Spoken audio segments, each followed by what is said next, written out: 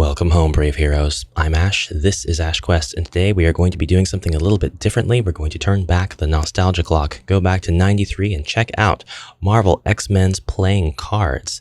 This is a deck produced in 1993 by the US Playing Card Company, and here's the barcode for anybody interested. It features Wolverine and 14 other X-Men and Evil Mutants. I got this deck off of eBay for like $7 USD, but I had this deck of cards as a kid and I put it through its paces playing hundreds of games of Klondike, Solitaire, Free Cell, and a bunch of other card games because I just really liked cards, and that's a tradition I continue to this day. A couple of games of Klondike before bed just to wind down. I had this deck and I was excited to have it because this was around the time that I was 10 years old watching Saturday morning cartoons and X-Men was all the rage. And the characters on the faces of these cards are all people, the characters that I was familiar with watching the cartoon. They made sure not to put anybody in here that would be less popular around that time frame. So we don't have Shadowcat, we don't have Thunderbird. Sadly, we don't have Psylocke. We don't have Banshee. I was watching this cartoon around the same time that I was buying Uncanny X-Men, and in that comic series, Storm had a mohawk. The designs of the characters and their costumes in this deck are obviously the Jim Lee versions that a lot of us grew up on, especially just watching the cartoon. But we're going to look at all the art on the cards. We'll play a quick game of Solitaire, and then I'll let you get back to your day. The first couple of cards that we see that come with this, they didn't have to put this stuff in, but they did. They made X-Men War, which is really just War by a different name. And then Evil Mutants, which is really just Crazy Eights. I had the Spider-Man deck of cards as well. They were just my favorite cards. All right, so we have our two Jokers, Toad and Arcade. We'll rarely see these guys, if ever, in the cartoon. I'm pretty sure the Toad was in the intro sequence running on the side of the Evil Mutants, but we never actually saw him in the cartoon, maybe once or twice. He wasn't really a character. Our ace is Professor Xavier, founder and CEO of the Men's Warehouse. I mean, Xavier's School for Gifted Mutants. He's going to be on all four of our aces and in different poses. We've got different artwork for each of the cards. Very seldom do they reuse any of the artwork, which I think is really, really cool, even as a collector of different decks of poker cards today. I say collector, but I'm pretty niche with it. Like, I've got a few different anime, a couple of different Western cartoons, and then some video game related playing cards. But generally, if the playing cards don't have art on every single card that kind of ties everything together, I usually don't want to play with them. So I guess kind of having this deck early on was formative. 3 was Iceman, 2 was Jubilee. Sorry about that. 4 is Rogue. Did you know that she goes by a different name in some countries? She goes by Vampira, which kind of makes a lot more sense than Rogue, given her power. But I'll always like Rogue for Rogue. Archangel is number 5. Definitely going with the contemporary Archangel, at least contemporary as of 93. It's straight up vintage now, but you know, after all these decades, the X-Men really haven't changed too much at all. We've got Gambit here as number 6. I had a crush on Jubilee when I was watching the cartoon as a kid. I really, really liked that character. Now my tastes have changed drastically. The Beast comes up here at number 7. Different artworks for the Beast. Really think that the choice of illustrations were cool. Like that they all have a common background. Now, would I have been delighted to purchase a deck of cards where the scenes are all fully illustrated, background and all, maybe screenshots of the cartoon? Oh yes, absolutely. Now our Evil Mutants take up the 8 cards, and they're all different. We've got Sabretooth for diamonds, Mr. Sinister for hearts, despite the diamond shape on his chest, but I feel like, he embodies the heart better than Sabretooth. Apocalypse for clubs, and Magneto for spades. Totally makes sense, although I guess it would be funny to have seen Apocalypse with spades because the Age of Apocalypse means a lot of death and survival of the fittest, and Magneto is kind of the head of a club. You know what, never mind. Jean Grey, number 9, I really like this picture of Jean Grey that they chose, and I don't actually really like Jean Grey. That might be heresy for some fans. This is one of the few instances where they do reuse art. They just kind of zoom in on the character a little bit. I don't think they really do that a whole lot with the art in these cards, though. Bishop comes in at number 10, and I bet they struggled a little bit with who to put on 10 because Bishop's not really in the cartoon a whole lot. He definitely shows up during a few episodes, but they're pretty special occasions. Wolverine is our Jack, and his illustrations are all really badass. He is super cool in all of them. We've got one that looks like it was pulled out of the cartoon. And then we have Storm. Storm is my new crush. Storm is who I crush on as an adult. She is awesome. The artwork chosen here for Storm, really good stuff. Then the King, regrettably, is Cyclops. No, Cyclops is great. Cyclops is cool, a bit of a Boy Scout. I don't really like him as a character, but he's necessary. He's got to be in the deck. He's got to be a king. All right, so disregarding our jokers and our instructions cards, we'll just give these, a little bit of a shuffle. I like shuffling cards that way if they're going to be used for solitaire poker, but I always forget how absolutely non-slip this mat is, because this is a neoprene mat flipped upside down. It probably would be better flipped upside up so you'd have some image to look at while I'm like messing around with the cards. But at the same time, it would kind of detract because it's always going to be something fantasy related. I need to get myself a more neutral background that makes sense for the channel. Maybe I'll have my own custom Ash Quest neoprene mat made. What do you guys think about that? Maybe that would be a really good use of my funds. If you see a future video where I have that, just know that I feel dumb for not thinking of it sooner. All right, we'll cut the cards and then we're going to play Klondike. Klondike, I'll show you how to play. We want to set up a table and we're going to do 7 piles of cards in this table. The first card's going to be flipped up. The second card will be flipped up, starting into the second column, face down for the rest. You've seen this game played. I'm sure of it. You have probably played this game and you refer to it as Solitaire. And it is, but there are a lot of Solitaire games, and this particular mode of play is called Klondike. And my grandma actually taught me how to play this. So we have another table of cards that we pull from to use, and the third table is where we are going to gather our aces. We're allowed to take our aces and separate them off and flip the card that we have uncovered. We've unlocked because of that. And we can place this queen on this king. They have to alternate colors, whether it's a heart or diamond doesn't matter, whether it's a club or spade doesn't matter. They just have to alternate in color. And then we'll flip this card over. Now this 9, this black 9 can go on a red 10 easily, no problem there. Works out. We'll flip that card. And then this red 8 can go on the black 9.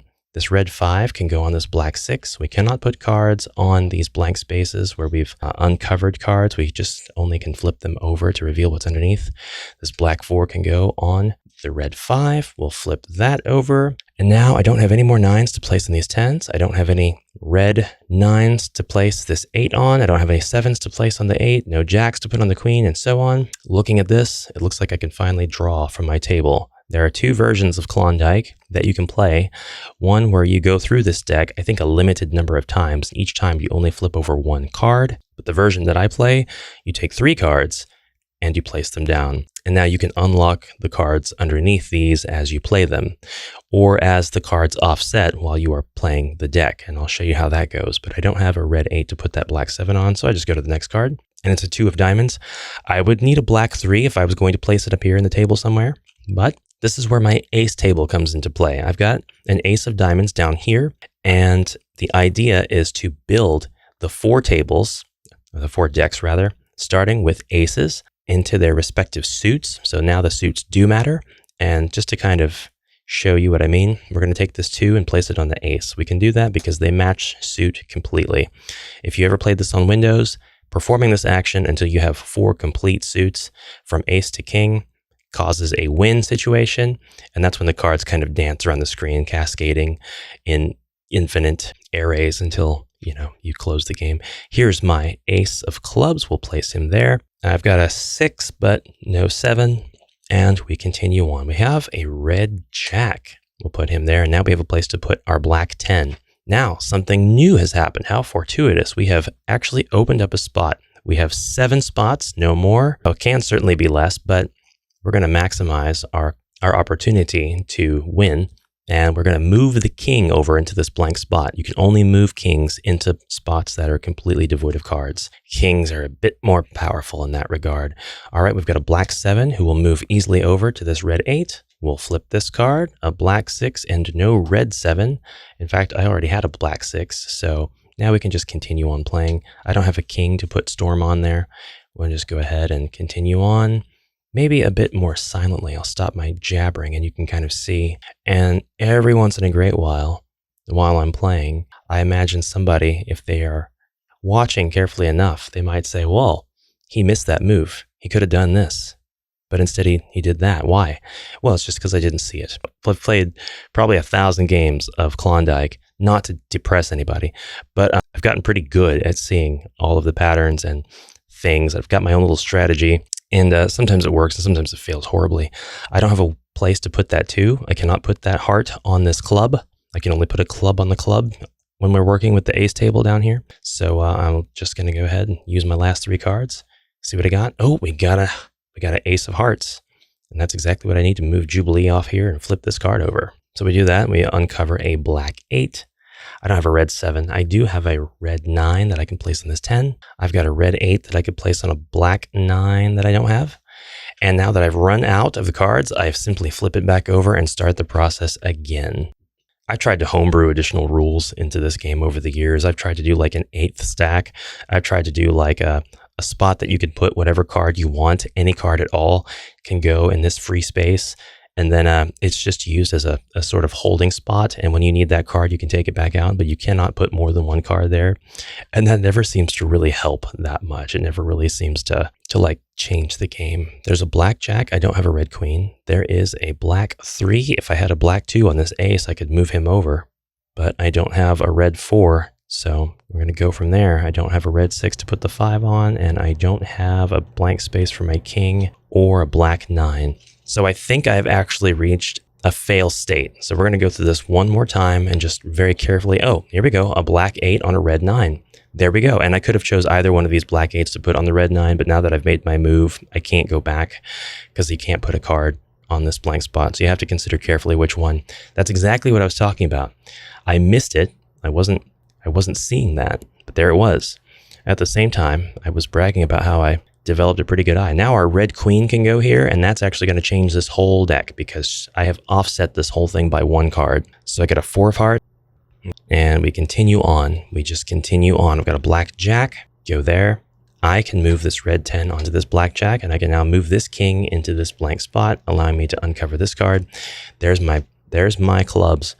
Now, little moves like these will keep you from falling into a fail situation. So our club goes there. Now I wish I had access to my 3 of clubs, but it's too late now. And by the way, if you have to, you can continue building any of the stacks in these tables down from king to ace. But of course, if you have an ace, you want to start building your ace table. If you wanted to say that a win condition would be the same if you built all 4 king columns all the way down to aces, then yeah, that would also win you the game technically, because that means that you have every single card uncovered and your deck of randoms here would be completely depleted. So you really wouldn't have any way to lose at that point.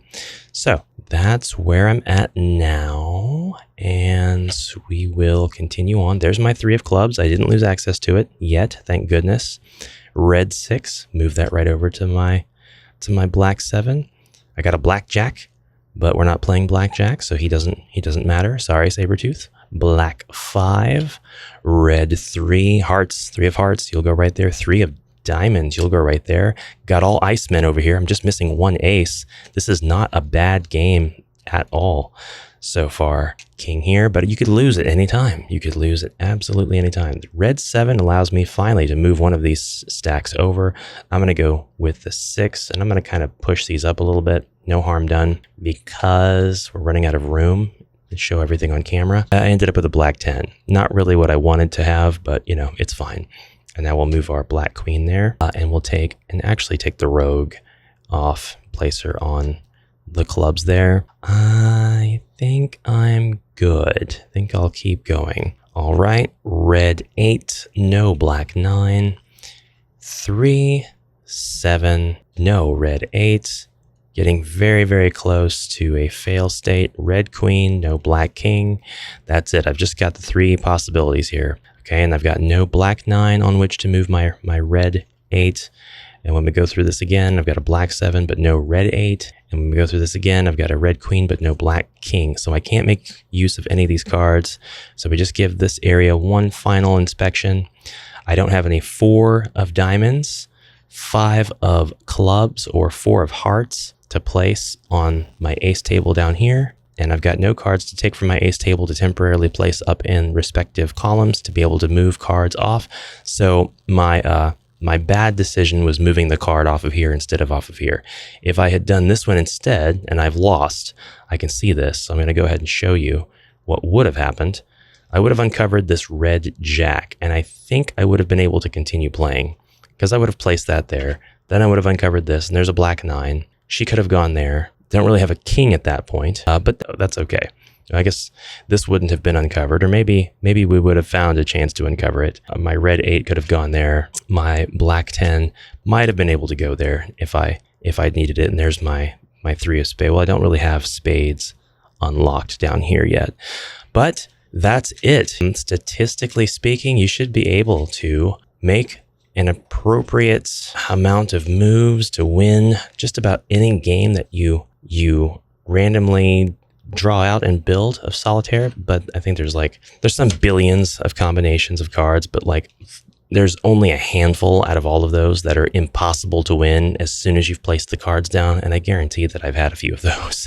So that's X-Men playing cards. That's Klondike Solitaire. That's a little bit about me. So those of you who want to get to know me a little better parasocially, now you can do that.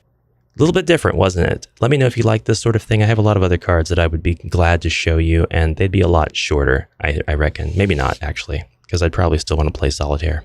We could see what each deck has for vibes to my Solitaire game. I swear, some of these decks have you'll never win vibes with them. Can't explain it. Some of the decks are like, yeah, you'll win most of the time that you use me. Don't know how to describe it. All right, Brave Heroes, thank you so much for watching. Please comment whatever you like down below, whether it's, yeah, this was great, no, this was not great. The likes help out. The dislikes don't really do anything. Comment if you dislike it. I'll totally respect that. I'll see you in the next one. Until then, have a great rest of your day. Bye for now.